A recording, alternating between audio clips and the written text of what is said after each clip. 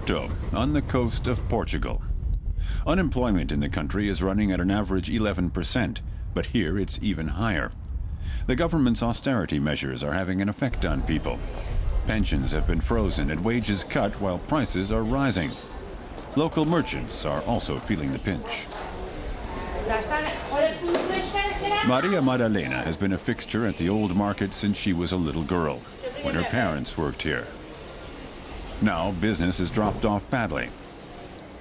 Many Portuguese are counting on the European Union to help out.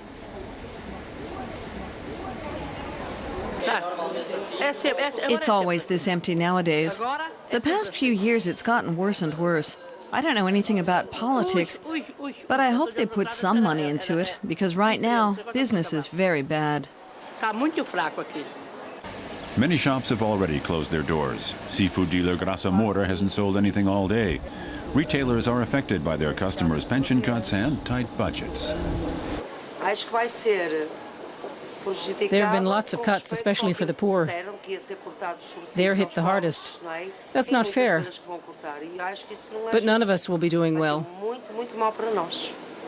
Dark clouds are gathering over the university too. The government has also cut the scholarships that pay many a student's way. Even so, many of them say they're unhappy that Portugal might need help from abroad. They'd rather the country made it on its own. Portugal should sustain itself, and otherwise it will be like a snowball, and it will be asking more and more help from other countries. We're making the economy shorten instead of growing, so there will be less money, there will be no investment, and I guess we just won't break this negative cycle that we're in. Economics professor Aurora Teixeira is of the same opinion as her students. She's been discussing things with her fellow instructors. Spending cuts in education have them on edge. Some colleagues have even demonstrated in the capital. But they can see that Portugal's problems are much bigger than those of other Eurozone countries in crisis, like Ireland or Greece.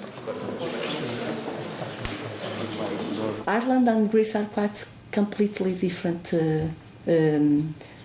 issues. Ireland, despite the quite worrying situation in economic terms, structurally is a stronger economy than Portugal or Greece.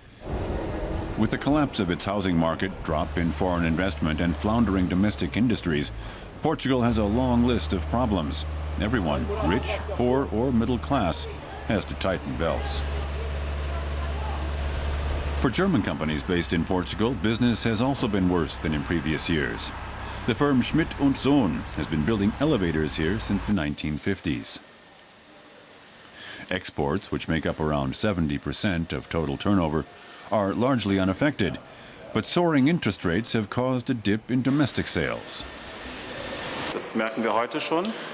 We are feeling it. Fewer buildings are needed and fewer are going up because interest rate is so high. And people have less money to buy the buildings, so we're selling fewer elevators. The old streetcars here may look romantic to the tourists, but many Portuguese would like to see more progress. Portugal has to redeem billions in bonds in mid-April and may be forced to ask the EU for a bailout.